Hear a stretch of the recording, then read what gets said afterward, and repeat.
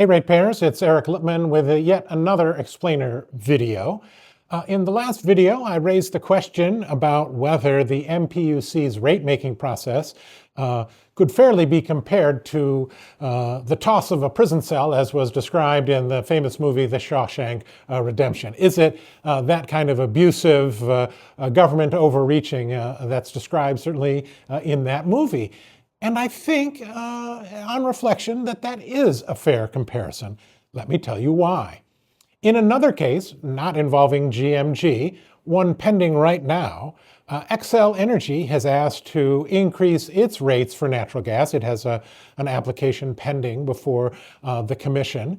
And last December, the Minnesota Public Utilities Commission decided that it was going to send that particular application, that case, to my former employer, the Court of Administrative Hearings, where I worked and served for 19 years.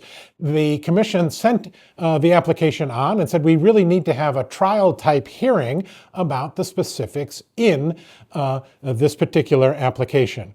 And so, at this particular meeting, the question arose, what will happen if there's an out-of-court settlement in that particular case, and the settlement is presented to the Commission? How will we know that the rates described in that future, perhaps potential, out-of-court settlement will be just and reasonable? And Commissioner Tuma says this. OAG, no offense to Cub, but as long as I have the OAG and doc signing on that, that would be enough for me. That still gives people room to object to it. That's one of those things you shouldn't say out loud, Commissioner Tuma.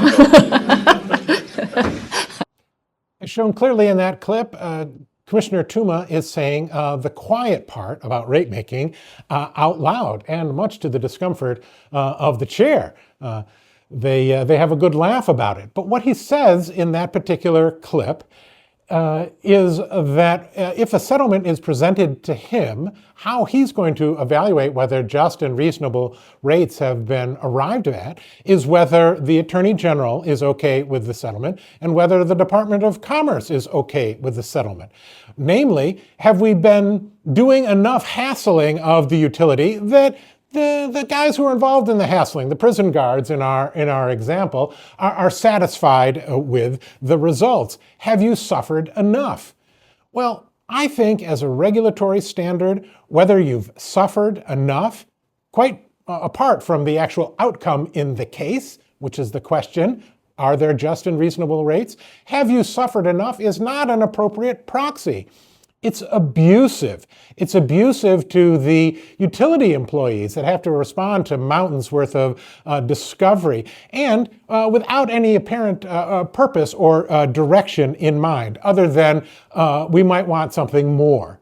It's also wildly, wildly expensive for you, the ratepayer. If you don't know what you're frickin' looking for, it's going to be awful expensive in order to find it. And that's exactly what's happening, to the tune of hundreds and hundreds of thousands of dollars that go on to your utility bills. It's a shameful process. And I think it's also deeply immoral. If the question, again, the regulatory question is, have you been beat up enough? Can we trust the outcome because it looks like you've been battered for a good bit there? That's a good, not a good way of checking your answers, of checking your math. I think you need to have an a priori view about what the outcome should be before you start hassling folks and before you start overturning the files and the operations of the utility staff. They should be providing natural gas or electricity service and not necessarily responding to government discovery. It's not the best use of their time. And again, if you don't know what you're looking for, the purpose is deeply immoral. But maybe they've got one thing right. Maybe the comparison to Shawshank Redemption is not right. Maybe it's another movie. Maybe it's another scene from popular culture that this reminds us of. But for that, I'll need another slide. Maybe the example from popular culture that we're looking for is fraternity hazing at Delta House, as described in the famous movie Animal House. So let's consider the features of the rate-making process at the Commission. There aren't objective performance standards. Have you been hassled enough? Yeah, okay, but that's not an a priori standard. It's clearly abusive to the utility employees involved. Lacks any real cost controls. Are you still charging the utility for all of your hassling? Yeah, no, you still need to do some more? Okay, keep charging, not a problem.